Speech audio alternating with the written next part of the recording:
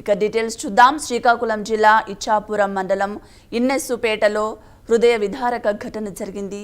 ఇన్నెస్సుపేట గ్రామానికి చెందిన ఇసురు చంద్రశేఖర్ సారమ్మలకు ముగ్గురు కొడుకులున్నారు.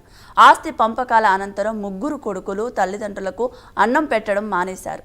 ఏంటని అడిగిన తండ్రిని నడి రోడ్డుపై కొట్టారు. దీంతో గ్రామ పెద్దలను కాకుండా పోలీసులను ఆశ్రయించారని గ్రామ బహిష్కరణ చేశారు. అంతేకాకుండా 50,000 రూపాయలను జరిమానా విధించినట్లు దండోర వేయించారు. ఇప్పటికైనా అధికారులు చొరవ తీసుకొని న్యాయం చేయాలని డిమాండ్ చేశారు.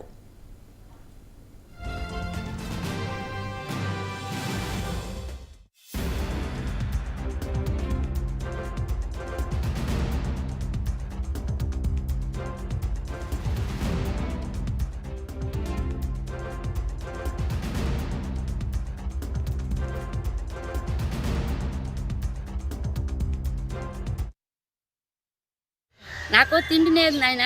మండపం మీద కుండ మండతో రోడ్డు మీద పిలిపించుకున్నాం, మండపం మీద ఎక్కిస్తున్నారు. తెల్లని కానీ తిండి లేదు ఇదా. కానీ మేము షుగర్ పేషెంట్లు, మేము ఎక్కడ ఏటైతామో తెలియదు.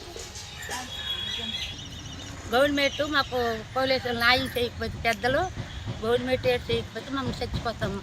పోలీసు కాదండి. నాకు తిండి లేదు నాయన. మండపం మీద కుండ మండతో రోడ్డు మీద పిలిపించుకున్నాం, మండపం మీద ఎక్కిస్తున్నారు.